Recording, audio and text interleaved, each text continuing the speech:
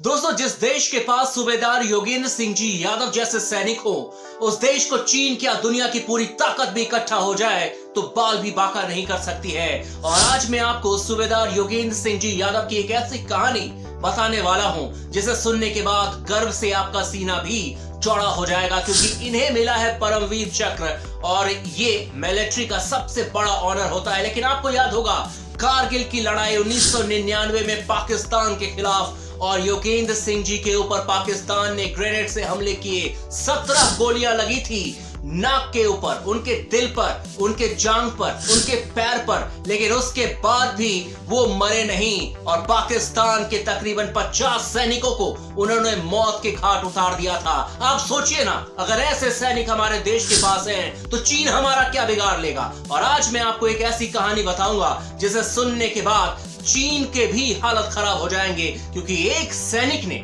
पूरे के पूरे पाकिस्तान के पलटन को वापस भेज दिया था टाइगर हिल से, और वहां पर भारत का कब्जा हो गया था। क्योंकि दोस्तों, इस मिशन की शुरुआत हुई थी 2 जुलाई को, जब टाइगर हिल्स पर कब्जा करना भारत के लिए बहुत इंपॉर्टेंट हो गया था। और इस मिशन में सूबेदार योगेंद्र सिंह जी यादव को भी शामिल किया गया था, क्योंकि वो बहुत फिट थे। और जब उन्हें शामिल किया गया था तब उनकी जो उम्र थी वो सिर्फ 19 साल की उम्र थी। जी हाँ दोस्तों, 16 साल 5 महीने की उम्र में वो इंडियन आर्मी ज्वाइन कर चुके थे। बुलंदशहर उत्तर प्रदेश के हैं और उन्होंने सिर्फ 16 साल 5 महीने की उम्र में इंडियन आर्मी ज्वाइन की थी।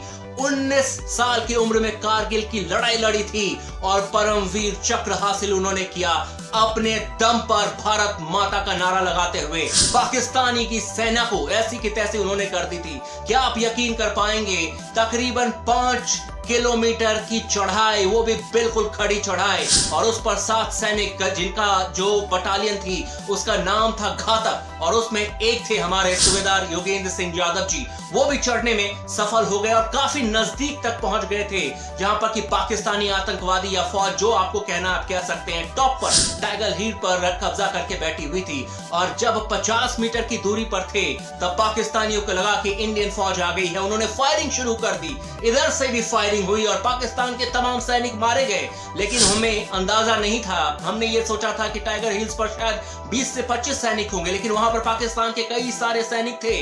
और उसके बाद जब सूबेदार योगेंद्र सिंह जी यादव पर हमले हुए और उनके साथ जितने भी लोग थे उन पर हमले हुए, तो सब के सब शहीद हो गए, लेकिन वो जिंदा रहे। लेकिन जब पाकिस्तान की फौज एक बार फिर से भारत को चेक करने के लिए आई कि क्या वाकई में फौज वहां पर अभी भी जिंदा है या सब के सब शहीद हो चुके हैं, जब सूबेदार पर दोबारा हमला किया गया है योगेंद्र सिंह यादव पर, तो वो देख रहे थे। उनका कहना था कि वो महसूस कर रहे थे कि उनको गोलियां लगी है, हाथ पर उनको गोलियां लगी, उनके पैर पर गोलियां लगी, उनके जांघ पर गोलियां लगी, धुआं निकल रहा था, लेकिन उन्होंने चू नहीं निकाला, शब्द नहीं निकाला, कुछ नहीं किया, और वो वैसे के वैसे ही लेटे रहे जैसे कि वाकई में वो मर चुके हैं। उनका कहना था कि जब पाकिस्तान के सैनिकों ने उनके दिल की तरफ निशाना लगाया, वहां पर कहते हैं ना कि जाको राखे साइयां, मार सके ना कोई। उनका कहना था कि उनके जेब पर 5 रुपए का कई 4-5 सिक्के थे, और जब उनको दिल पर गोली लगी तो उन्हें भी लगा कि शायद वो मर चुके हैं। लेकिन 1-2 मिनट के बाद जब उन्हें होश आया तो उन्हें लगा कि वो अभी भी जिंदा है। और उनका कहना था कि जब दिल पर गोली लगने के बाद भी मैं जिंदा बच गया तो मुझे लगा कि आज मेरा दिन है और आज पाकिस्तान का मैं ऐसी की तैसी कर दूंगा। और यकीन मानिए दोस्तों, उन्होंने